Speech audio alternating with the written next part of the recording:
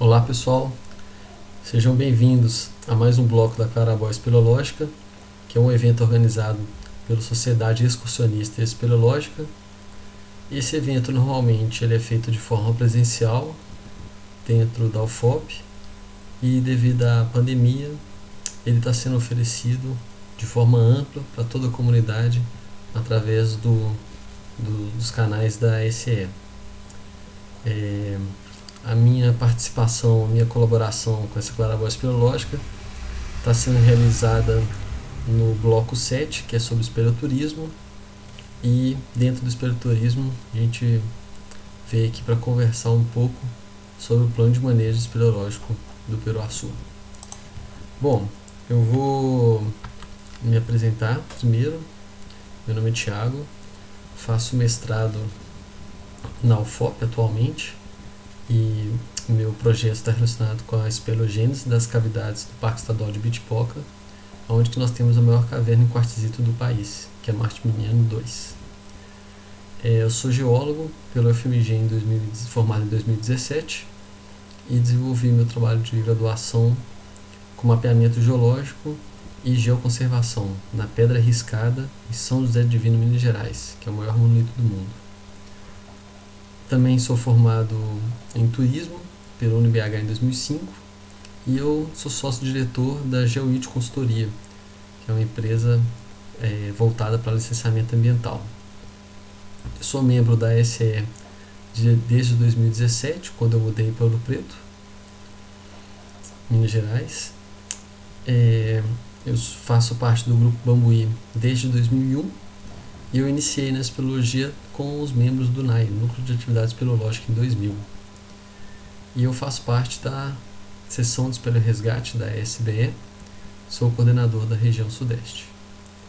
Eu tive o prazer de, em 2004, participar através do Bambuí, do plano de manejo espeleológico do parque. E lá eu tive o contato com levantamentos geológicos, geomorfológicos e com o manejo, os estudos que levam ao manejo das cavidades.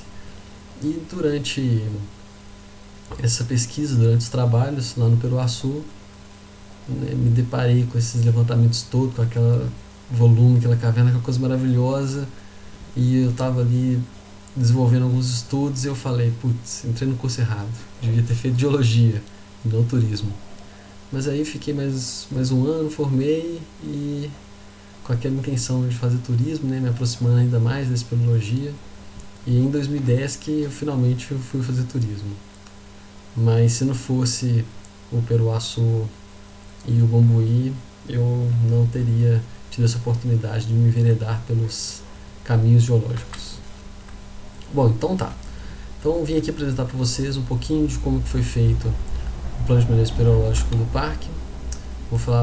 Vou contextualizar um pouco sobre o plano de manejo, a localização do parque, um breve histórico sobre os estudos espeleológicos do Peruaçu, o objetivo geral específico, as metodologias que foram utilizadas para definir e avaliar as cavidades, os critérios que foram utilizados para avaliar as cavidades. Vou apresentar também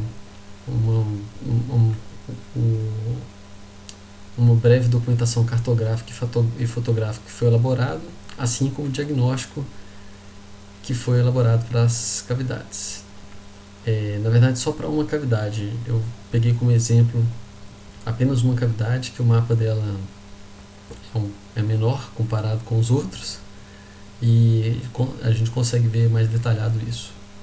Bom, e aí, através do diagnóstico e através dessa avaliação das cavidades, foram propostos roteiros espeleológicos e, no final, umas considerações dos projetos específicos a ser desenvolvidos antes da abertura do parque, durante e posterior. Então, o plano de manejo ele foi realizado através de recurso de compensação ambiental firmado entre o IBAMA e a Fiat e a CDS Geoclock, Geologia e Engenharia, que foi a empresa que ficou responsável por realizar o plano de manejo. O Bambuí desenvolveu a parte do plano de manejo espeleológico em outubro de 2003 até janeiro de 2004. E a equipe tinha o Ezio Rubioli, que era o coordenador, a Helena Davi, o Luiz Beethoven Piló, o Vitor Moura, a Luciana Alt, o Roberto Bário e eu. E importante falar aqui que o plano de manejo espeleológico feito pelo Bambuí, ele não envolveu a questão de bioespeleologia e nem paleontologia, que foram desenvolvidos pelo Rodrigo Lopes Ferreira da UFLA e a equipe dele. Então a localização do parque, ele está localizado em norte de Minas Gerais, tem um aeroporto regional em Januária que atende também aos visitantes mais distantes. Bom, a história da espeleologia. A primeira referência foi feita em 1939 através do livro do IBGE, que é As Grutas de Minas Gerais. Esse livro ele apresentou 10 grutas na região do entorno de Januária, destacando também as riquezas das formações calcárias e as ocorrências de pinturas rupestres. Então ele já eleva bem esse acervo. Já em 1957 veio o geólogo americano Jacques Robson, e ele estava procurando depósitos de zinco e chumbo, e nessa pesquisa geológica dele ele fez um mapa geológico, fez uma geomorfologia kárstica também, ele apresentou isso através de mapa, hidrografia, e também apresentou a litologia e a estrutural. Então foi o primeiro levantamento científico realizado na região. Depois, em 75, a SE ela investiu pesado na área, desenvolvendo trabalhos de prospecção, geoespeleologia, topografia, além de perfis meteorológicos. E isso ela fez na Gruta do Janelão, na Gruta do Boquete, no Capim Verde, Gruta do Desenho e Gruta do Tatu. E além disso, nos anos seguintes, a SE retornou lá para continuar os estudos de exploração e mapeamento, além do contínuo trabalho que a área requeria. Já em 77, foi realizado as primeiras escavações arqueológicas no Peruaçu, através de dois canadenses que faziam parte da Universidade de Alberta. A partir de 1970, o Museu de História da UFMG começou a ter excursões mais frequentes no Peruaçu, desenvolvendo bastante a parte de arqueologia. Em 83, o recém-fundado Grupo Bambuí de Pesquisas Espeleológicas foi na área e começou a se dedicar a topografar, prospectar, e em 84 o Bambuí descobriu a Gruta Olhos d'Água, que durante muitos anos foi considerada a maior cavidade do Brasil na época, com 9 quilômetros. Essa topografia durou cerca de 2 anos. Em 89, o Beethoven fez uma monografia maravilhosa que abriu oportunidade para outros estudos sobre a morfologia kárstica do baixo curso do rio Peruaçu. E em 99 a gente teve aqui, além da criação do parque, né, no dia 21 de setembro, teve também o levantamento espeleológico da APA Cavernas do Peruaçu, que trouxe elementos para subsidiar o plano de manejo. Foi feito pelo Grupo Bambuí, junto com a Fundação Nacional do Meio Ambiente. Em 2003, teve o 27º Congresso Brasileiro de Espeleologia em Januário, e isso aí reiniciou o processo junto à ONU para inserção do Vale do Peruaçu como patrimônio. Em 2003, teve também o Atlas do Janelão, elaborado pelo Claude Schubert e pelo Bambuí. E esse é um livro ímpar, né? Um livro cheio de painéis, cheio de uma obra incrível, que é um expoente aí dentro dos produtos cartográficos produzidos no Peruaçu. Em 2004, o plano de manejo, que é o item que a gente está conversando aqui sobre a nossa palestra. Em 2011, a dissertação do Ataliba Coelho ele conseguiu datar através de troncos que foram deixados nas partes superiores, essas grandes inundações que tiveram no cânion do Rio Iperoçu. Em 2014, a abertura do parque, e em 2017 o Bambuí, junto com a National Speller Society, através da Lu Alt e do Vitor Moura, eles ofereceram de forma gratuita um curso de noções e práticas de conservação em caverna. Aí no canto superior esquerdo tem uma foto do Claude, que sempre esteve junto com as expedições do Bambuí e fez um belo trabalho. Algumas fotinhas do plano de manejo durante o plano. À esquerda aí o janelão, né, uma parte onde que tinha uma travessia que era feita de forma rudimentar em cima de uns troncos que foram deixados ali para isso mesmo. A figura central, o Arco do André, um pórtico com mais de 100 metros, cerca de 100 metros, que impressiona pelo tamanho e pela beleza. E um dos motivos do plano de manejo é exatamente essa proximidade do visitante com os espeleotemas. Aqui no caso são as electites, que são os espeleotemas frágeis, outros mais robustos, mas essa proximidade que é necessário ter esse manejo. Então, aqui mais algumas fotos do plano de manejo, onde que é possível observar na região a estratigrafia, a geologia, onde que a gente tem partes que, mesma coisa, o visitante ele está próximo aqui de pontos delicados, né, da mesma forma que tem as pérolas que estão no caminho dos visitantes. Então isso tem que ser gerido. Bom, o objetivo geral específico.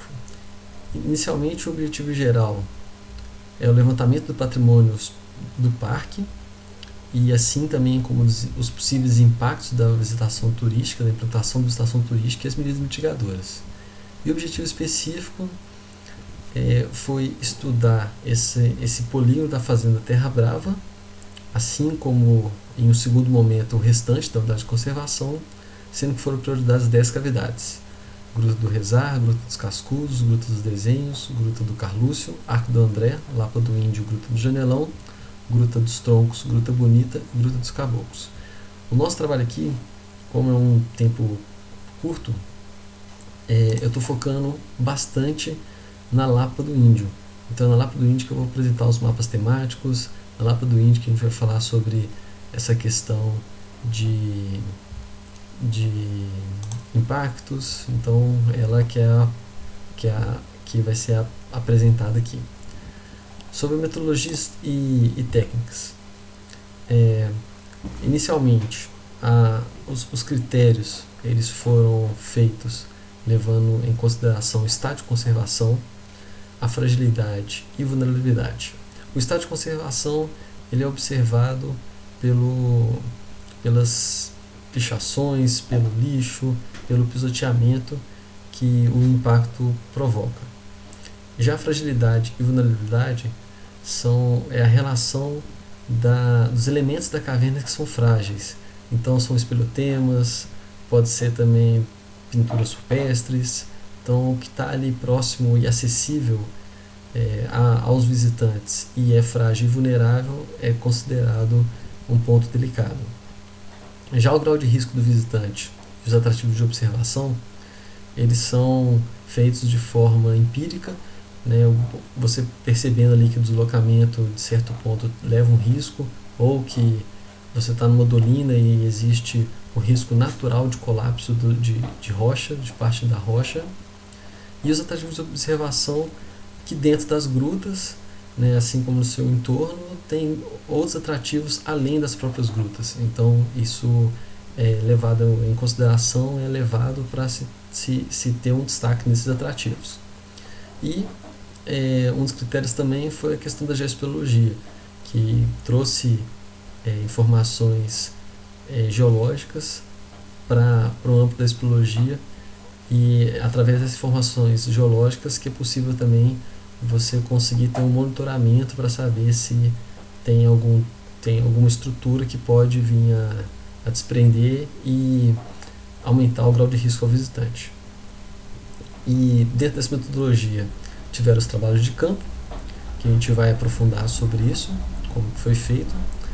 Essa teve também a elaboração e a análise da documentação cartográfica e fotográfica, a definição dos roteiros espeleológicos, teve um trabalho de campo final para consolidar e principalmente analisar tudo que foi feito, né, um trabalho de verificação, e em cima de tudo isso o diagnóstico que foi apresentado, que subsidia aí os locais onde que os roteiros espeleológicos estariam presentes.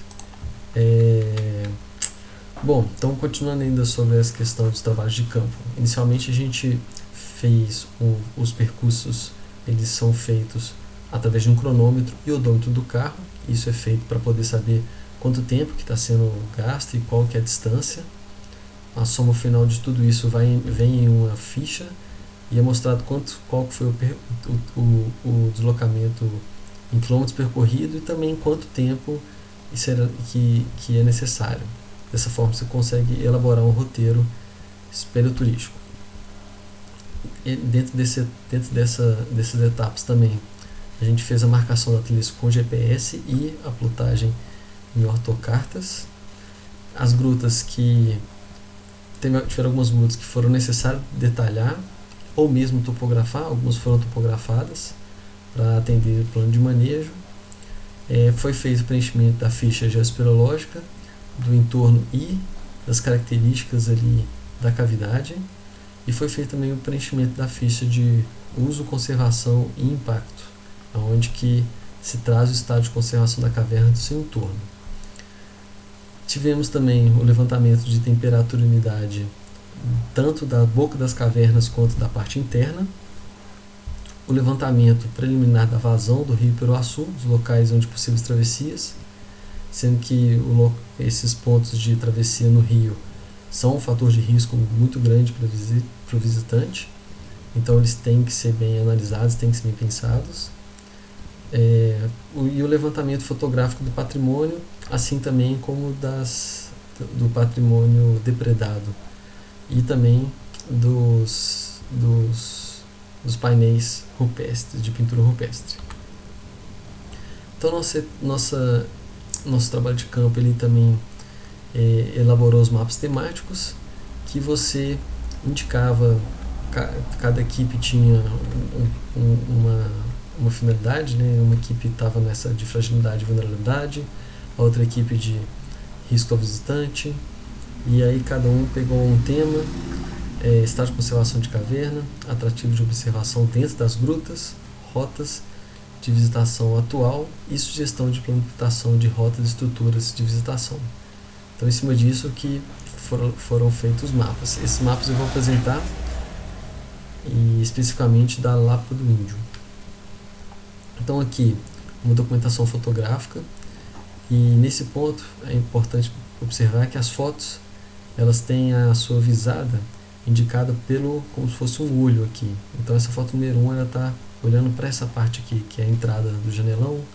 A foto número 2 mesma coisa, apresentando o pórtico aqui do janelão. Aqui já nessa parte aqui interna da gruta do janelão está sendo observado aqui o pisoteamento de espeleotemas, né? No caso aqui dá para ver até a parte marrom, e também o pisoteamento em cima das pérolas. Então isso tudo cai na parte cartográfica. Aqui o levantamento da vazão do rio Iperuaçu, né, uma parte de travessia. Aqui tem até uma fita métrica mostrando aqui o local onde foram encontrados os troncos, então até onde que o rio, né, consegue subir, né, um risco claro aí para o visitante, e pontos onde que são necessárias travessia em água também, onde que a gente pegou a profundidade. Aqui o exemplo de duas fichas, uma da ficha de uso, conservação e impacto, e a outra ficha de descrição do sítio espeleológico. A uso, ocupação e impacto ele é feito no ambiente externo e também é feito no ambiente do entorno e no ambiente interno também. E a descrição do sítio espeleológico, essa aqui é só um pedaço da ficha, ela continua, ela é um pouco mais extensa, onde você pode ter notações envolvendo também a geologia. Bom, então o diagnóstico e a avaliação dessas cavidades, elas foram feitas pensando no impacto que as cavidades sofrem. Então tem um impacto da bacia de contribuição que é do rio Peruaçu.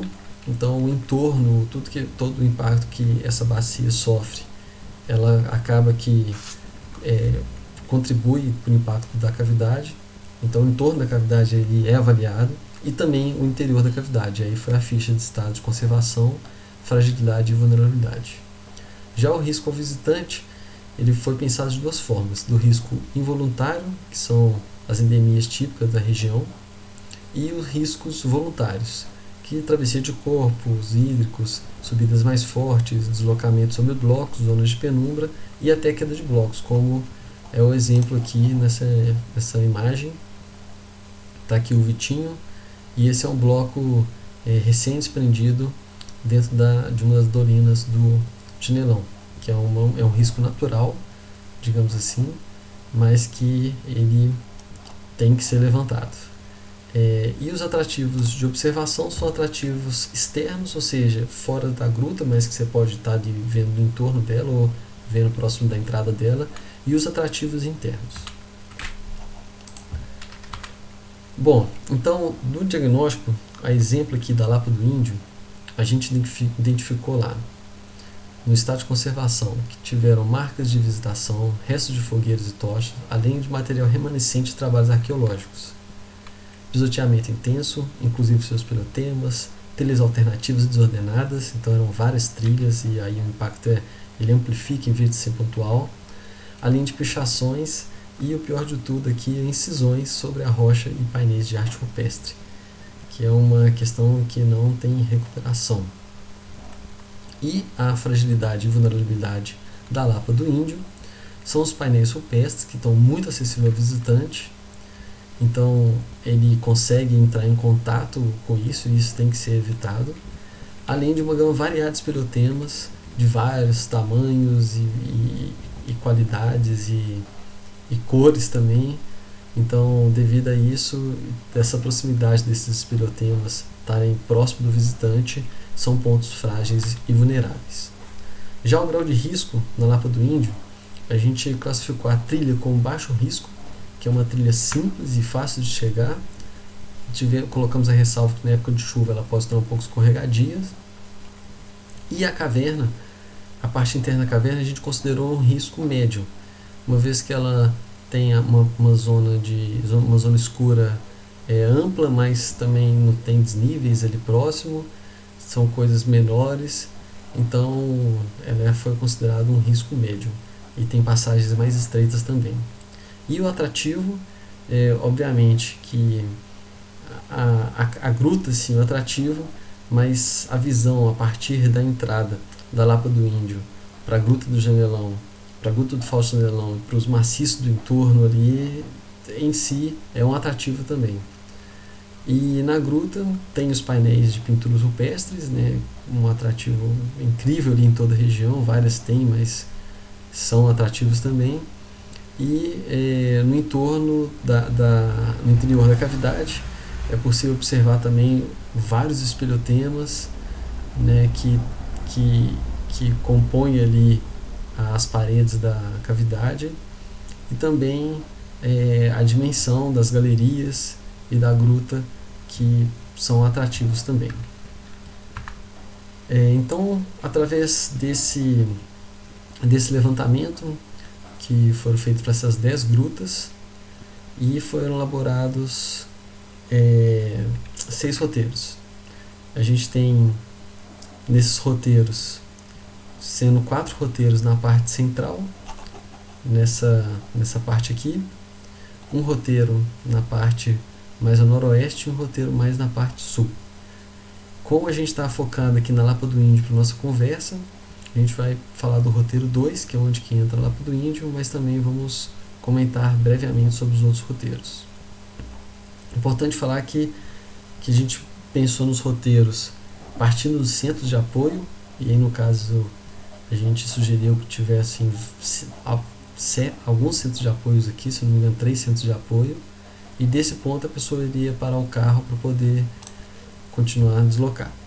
Então a gente vai falar aqui sobre o roteiro 2, que é da Lapa do Índio e da Lapa Bonita. O roteiro 1 ele é um roteiro circular, que passa aqui, é o maior roteiro elaborado aqui desses, e ele passa pela Lapa do Boquete, passa na entrada secundária do Arco do André, no Mirante das 5 Torres, passa no Arco do André, Lapa dos Cascudos, Lapa dos Troncos e volta para o centro de apoio. Esse é o roteiro 1. O roteiro 2 ele vai na Lapa do Índio e na Lapa da Bonita, como eu falei há pouco tempo atrás. O roteiro 3 ele vai simplesmente no Janelão, e já é um roteiro já maravilhoso. E o roteiro 4 no Lapa dos Desenhos e no Mirante do Elias. Bom, então o roteiro 1, por que eu estou falando dele? Porque como ele é um roteiro mais amplo, maior, eu vou falar dele para ter uma visão melhor aqui do que foi feito. Então ele é um roteiro que ele passa por várias cavidades, vários sítios arqueológicos. A pessoa tem um contato com o pórtico de mais de 100 metros do Arco do André, né, que é uma coisa bem impressionante. E esse roteiro também ele é necessário travessias de rios, subidas, descidas. Então é um roteiro que é importante a pessoa estar preparada e ela tem um preparo físico para isso, porque é exaustivo. Então, em cima disso que os roteiros são pensados também nas dificuldades dele. E as sugestões, as recomendações para esse roteiro, e assim como para a maioria deles, era melhoria e sinalização da trilha, proteger o piso de algumas cavidades, como aqui no Lapa do Boquete, por conta que ali podem ter registros arqueológicos, então é importante proteger o piso. Da mesma forma que instalar guarda-corpos para as pessoas não terem contato com os paredões. E todo guarda-corpo, toda construção, foi sugerido que seja utilizados blocos de rochas e nenhum material de plástico. Nada que vá futuramente poder carregar material externo para dentro das cavernas. Então as construções todas são sugeridas a materiais locais, material do próprio local. Bom, então instalação de obras de observação, também foi sugerido que os trechos feitos em cima de blocos tem que ter uma atenção redobrada do visitante, né? Isso seria indicado pelo guia. Sinalização para a pessoa não sair do caminho, né? Ela seguir exatamente aquele mesmo ponto. Também instalação de algumas pontes de madeira em algumas partes específicas. E aqui está a tabela do roteiro 1 que a gente elaborou. De que forma então? Então aqui tem o ponto 1, que é a Fazenda Terra Brava, e aqui o Lapa do Boquete. Entre um e o outro tem 1.200 metros e demoramos 30 minutos de deslocamento.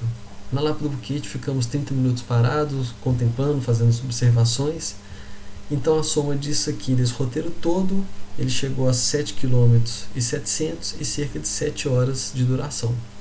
Então é através desses dados que a gente conseguiu pensar nos roteiros. O roteiro 2, que é onde está incluída a Lapa do Índio, que é onde que a gente vai entrar nos mapas temáticos, ele é um roteiro de super fácil acesso, né? Ele pega ali uma das mais belas grutas, que é a Lapa Bonita, né? Que é o forte desse roteiro, e o visitante o visitante tem pouco tempo, ele tem essa oportunidade de fazer um circuito bem curto e de incrível beleza. Então, para recomendações para esse roteiro, mesma coisa, marcar as assinantes das trilhas. Para o acesso à Lapa Bonita, a gente sugeriu de colocar alguns degraus de blocos de pedra.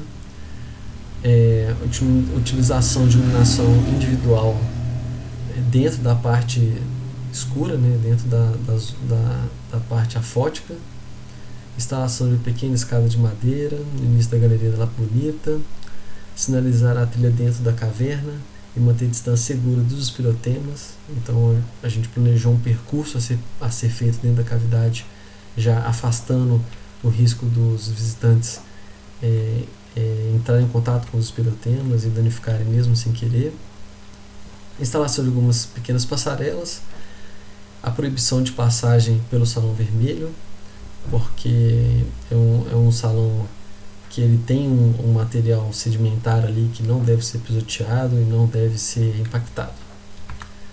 Bom, e aí o roteiro 3 foi um roteiro proposto para sair da Terra Brava, Centro de Apoio Terra Brava, Gruta no Janeirão e voltar.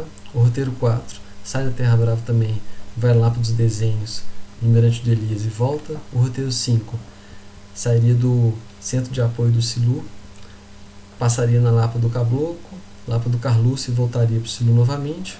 O roteiro 6 sairia do apoio do Rezar, iria na Lapa do Rezar e voltaria. E o roteiro alternativo, que seria Mirante da Lula dos Macacos, que seria feito assim de carro, que o carro pararia ali próximo em um estacionamento construído da forma correta, feito tudo certinho para não carregar material para dentro da dolina. E seria um roteiro alternativo que seria feito simplesmente de carro. Então, aí um detalhe do roteiro 5 e do roteiro 6. O roteiro 5 está à esquerda, o roteiro 6 está à direita. E agora a gente vai entrar nos mapas temáticos. Bom, então o primeiro mapa é o mapa topográfico, que ele foi feito da cavidade, e aí em cima do mapa topográfico tiveram as observações da geoestrutural. E essas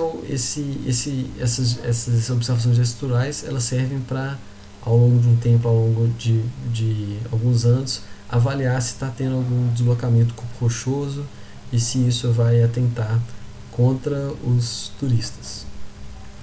O próximo mapa temático é o mapa do estado de conservação, e aqui a gente tem as cores vermelhas para ruim, um marrom laranja para médio e um amarelo meio bege para bom. Aqui nessa borda está marcado que o estado de conservação é ruim devido às pichações de carvão e de giz, e algumas partes da pichação estão em conflito, aqui estão no mesmo local dos painéis de arte rupestre. É possível observar que o estado de conservação está ligado também à iluminação natural. Então nessa área aqui próxima da entrada é onde que tem iluminação natural e onde que tem o maior impacto, onde que vai ter lixo, onde vai ter escavação, onde que vai ter pichação. A parte do interior da caverna ela foi considerada como boa, isso é ótimo. Já o próximo mapa temático é o de fragilidade e vulnerabilidade, lembrando que isso se refere aos elementos que a caverna tem que são frágeis. Então aqui nessa parte a gente tem algumas pérolas, aqui a gente tem cortinas, então são duas partes que foram identificadas como frágeis. Então a passagem aqui das trilhas por aqui tem que avaliar esse ponto antes de planejar. O restante dela foi considerado como médio devido aos espirotemas, e algumas partes onde que você tem espirotemas mais robustos ou mesmo o piso sedimentar foi considerado como de baixa. O grau de risco ao visitante, como eu falei um pouco atrás, que tem um risco natural de queda de blocos, que é exatamente essa parte aqui da entrada. Toda a entrada de caverna, clarabóia, ela já é uma estrutura de colapso natural, então é uma estrutura que a força gravitacional vai sempre estar jogando bloco aqui para baixo, então é uma parte complicada. O restante dela, a partir do momento que entrou na parte escura, na zona afótica, ela foi considerada médio. Como não tem nenhum desnível abrupto, não tem nada assim muito complicado, a maior parte dela foi considerada média, e essa parte da entrada com luz aqui foi considerada de baixo risco. Sobre os atrativos de observação, a entrada aqui dela inteira é um belo atrativo, principalmente por conta dos painéis, mas também pela vista aqui do pórtico da entrada, assim também como o salão ao final dela também, que é um atrativo. E Em cima desse mapa de atrativo de observação, foi feito aqui pela equipe do Rodrigo um croquis onde que seria instalado as passarelas para os visitantes poderem observar os painéis rupestres. Então teve essa proposta aqui de circulação, um tablado com a passarela, e aqui também nesse ponto aqui para eles poderem também observar as pinturas rupestres sem ter necessidade de tocar nelas. O último mapa temático que eu vou apresentar aqui, os últimos que eu vou apresentar mais 3, mas são do mesmo tema, que são as propostas de trilha. Aqui a gente está na Lapa do Caboclo, mostrando que a trilha saindo da sua entrada, desviando aqui de algumas partes. Nesse ponto aqui está sendo proposto um ponto de observação panorâmica, tanto com vista para o interior quanto com a vista para fora da cavidade. Depois o contorno aqui desviando dos blocos, desviando da parte mais complicada para o turista, chegando ao final com mais um ponto de observação. Então esse roteiro é um roteiro que foi proposto desviando das partes frágeis e também desviando dos riscos, evitando maiores riscos para o visitante. Já aqui na Lapa do Carlúcio, nessa parte central aqui, então aqui tem a entrada e logo depois ele já passa aqui por alguns espeleotemas. Nesses 3 setores aqui, a gente falou que seriam necessários fazer adequações para que o espeleotema não seja danificado. E já aqui na Rezar, no começo já tem uma bifurcação aqui que leva os visitantes a painéis rupestres e vai passando pela cavidade, desviando obviamente de partes mais sensíveis ou mais arriscosas, e no final dela tem uma pequena volta circular e retorna. Então para cada cavidade foi feita essas propostas de trilhas e indicando os pontos a serem colocados, pontos de observação ou trechos com necessidade de uma regularização. Bom, e para finalizar, vou falar aqui das recomendações que foram feitas após a elaboração do plano de manejo espeleológico. Elas foram divididas em 3 categorias, sendo a primeira, são medidas a serem tomadas imediatamente e necessariamente antes do início da visitação. A prioridade 2, medidas a serem tomadas preferencialmente antes ou durante o início da visitação. E prioridade 3, que elas devem ser executadas após a etapa inicial e implantação da visitação. Aqui nós vamos falar apenas das prioridades 1 e 2, sendo que a prioridade 1 foi proposto para ser o levantamento espeleológico da área do parque, assim como da zona do amortecimento. Então uma prospecção extensiva e contínua que existe até hoje, hoje em dia. A formação do banco de dados espeleológicos, não só com a espeleometria, com a bioespeleologia, com dados arqueológicos, com todos os estudos que são feitos e pesquisa. Então esse é um banco de dados que deve ser mantido junto aos gestores dos parques e divulgado. O programa geotécnico, que é um programa de monitoramento, a fim de avaliar se o risco ao visitante pode ser previsto, né? Essa é a ideia. O monitoramento ele tem a capacidade de avaliar assim, se vão ter desprendimentos futuros e se leva esse risco. Programa de despoluição e conservação das cavernas, e a despoluição ela também atinge aqui bacia de contribuição do rio Peruaçu, que passa na maioria das cavidades.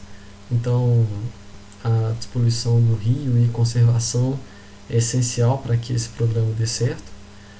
O programa de monitoramento das condições ambientais das cavernas, a partir do momento que elas estão recebendo visitação turística, é necessário que tenha esse controle para saber se as condições estão tendo alteração. E a prioridade 2 envolve os registros geocronológicos e paleoambientais das cavidades para obter esses dados geocronológicos e paleoclimáticos que são muito importantes. E isso foi feito pelo Ataliba Coelho através da datação dos troncos que ele identificou nas cavidades. E a recomendação final que a gente deixou aqui no estudo é que em 2004 não havia metodologia para capacidade de carga, né, no meio espeleológico. Então a gente deixou essa capacidade de carga amarrada à capacidade de condução dos guias. E sugerimos também que até se ter que futuramente se deveria ter estudos mais aprofundados para ter essa definição do número máximo de visitantes por guias e da quantidade de grupos por visitantes. Lembrando que cada caverna tem a sua peculiaridade, então você não poderia ter um número X permitindo acessos. Tem que ser individualmente, pensando que cada guia vai estar levando em um atrativo e aquele atrativo já está com a capacidade máxima, porque já foram tantos guias levar nesse ponto. Então isso a gente propôs para que seja discutido de uma forma mais ampla. Bom, tá aí o meu contato. Espero que vocês tenham gostado. Acho que foi um pouco meio corrido aí, muito correria, porque o tema é grande, né? Infelizmente só pude abordar aqui só a Lapa do Índio. Gostaria de poder falar mais do estudo sobre todas as outras, mas tá aqui na bibliografia os estudos que foram citados, em especial aqui o plano de manejo, que está disponível aqui no último. Então, aqui na última citação da bibliografia tem todos os mapas temáticos, um pormenor de cada circuito, outros impactos que não puderam ser expostos aqui por falta de tempo mesmo. E agradeço a todos a atenção, desejo a todos vocês tudo de bom aí nesse momento e espero que em breve a gente esteja de volta às nossas atividades para poder visitar o Peruaçu. Muito obrigado, até breve.